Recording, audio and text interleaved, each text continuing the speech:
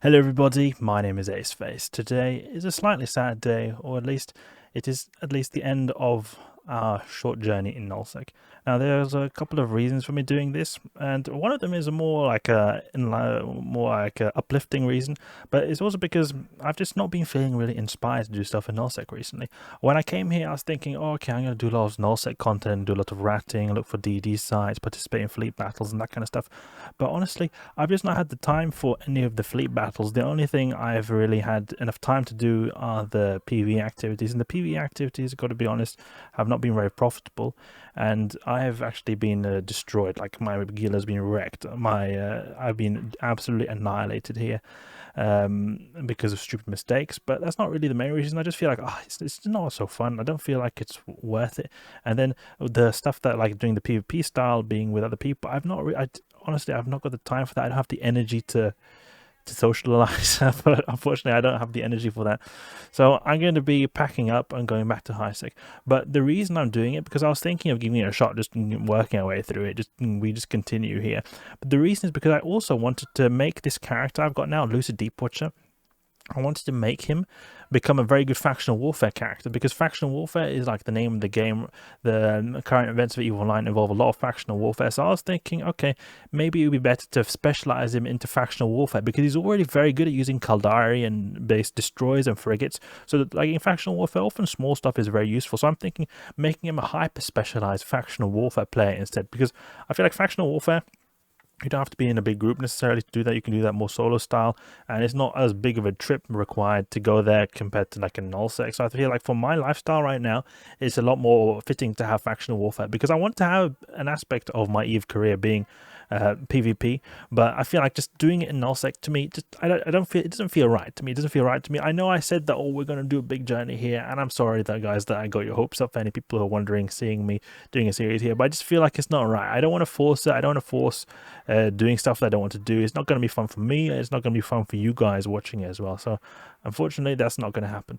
So what we're going to do here, we're going to pack up and move back to Hypersec. So that's what I wanted to show you guys, how I would move back from null to Hypersec.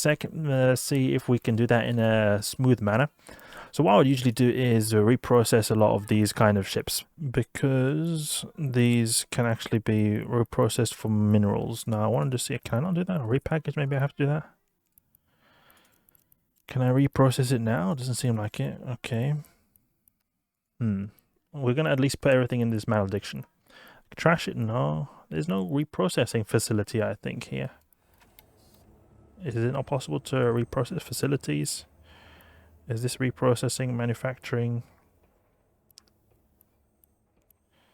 reaction? Doesn't seem to be any reprocessing available. Let's see if I can maybe do this in any modules. No. Okay, so we're going to take the most valuable modules at least here and move it back to Hypersec.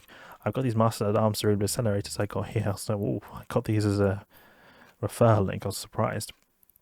We'll take basically the most valuable items and extract everything we can, because we're going to be using the Malediction to get out of here.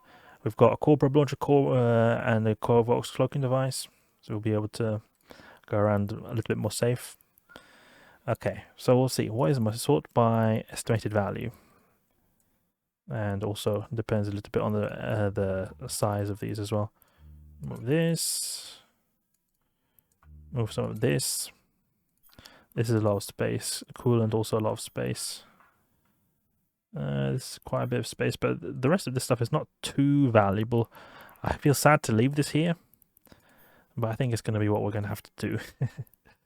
We could just fill it up with as much as we can.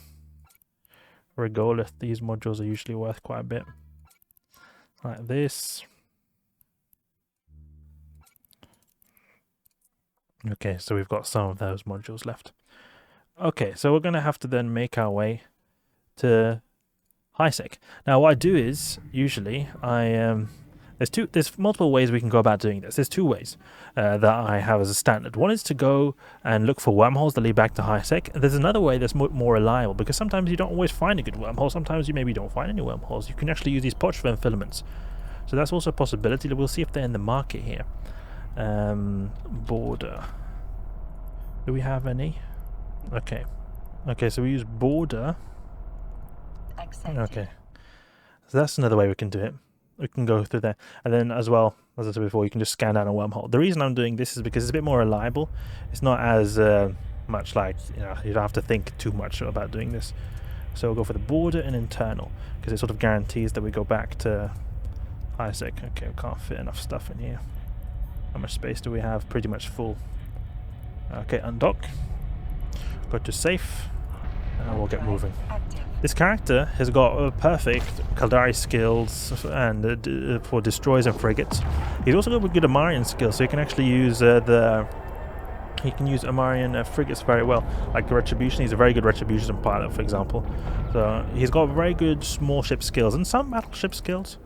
But we're going to focus on like fits and modules that are really good for factional warfare. That's what we're going to be focusing on. Okay.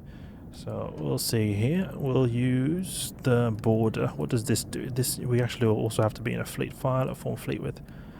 It controls 5 ships from known space to a system in true Larvian space. There's a border between 2 systems controlled by clades. Okay, and this is allows 15 travel from a known space to a system in true Larvian space to an internal system. Okay. Wait, this doesn't seem to be right. Wait, I think I might have got the wrong filament here. Let's just double check this. Oh no, it was actually the glorification filament. Yeah. Oh, we wasted a bit of money there. Okay, we'll go back to the mothership Bellicose. Because the glorification filament, it does 1 ship travel from a star system in Truglavian space to one in known space where the Truglavians won the battle for Edencom but did not proceed to liminality. It would be nice to use the Hawks in factional warfare. I think it would be pretty fun because we're really a really solid Hawk pilot. This ship is, so when we're using the Hawk, we'll be really properly kitted to be able to wreck people. At least if we use it properly. Okay, glorification. There we go. I love using the interceptor because it's so fast. We just slide around so quickly. Slidey slide, slidey slide. Okay. I was thinking of doing some exploration here to earn some ISK. We've got a very low ISK balance. I'll be importing some ISK from my main character because it's not going too well here. I don't have the time to start again from 0. At least when I've already got another account which I can get ISK from. And I just think I want to focus a bit on more factional warfare. I feel like that'll be a lot more fun because I mean there's a very low barrier of entry for exploration, but I feel like it's going to be best to just be honest with ourselves and do what we want to do. Border internal, which is now the cheaper filament. Border. Oh, safety is on. We have to have safety, partial safety. Let's go. Now using glorification. It would be very scary if we were to go to glorification and then just go into the wrong system. Okay, so we have to wait a bit of time until this log off timer goes because I don't think we're going to be able to use the filament. We can check here if we're able to use the filament, but I think you have to wait for this log off timer to be able to go to the next filament or use the next filament. That's pretty cool. You see these smoke in space. Yeah, that's really cool. Glorification. Cloaked, recently engaged in combat, exactly. So we have to wait until these 15 minutes and then we'll be done. So we'll be back in 15 minutes.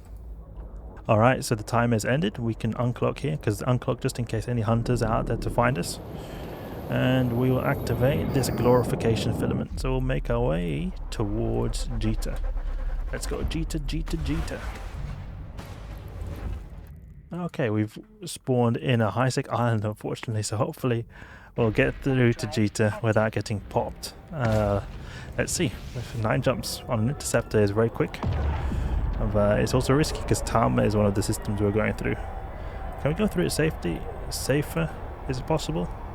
We can go through the safer systems. We'll avoid Tama and just go through these systems. As I said, then it'll be a lot easier.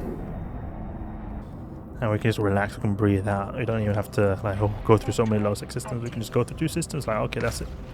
Look how big this system is, 100 AU. Oh. Idealis. It's a factional warfare system actually. I've gone pop a lot of times and around this system at least because I've been trying factional warfare stuff here. previously.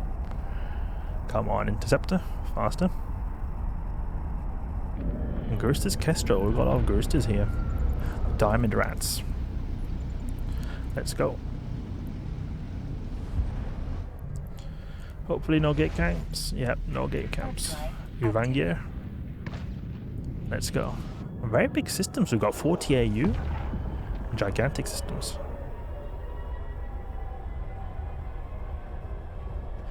Lucky that we've got Malediction, because otherwise in a battleship this would take like a good minute or two to get through one of these jumps. Let's go. And then next system we've got some more criminals here. Oh, look at that, we've got Helios.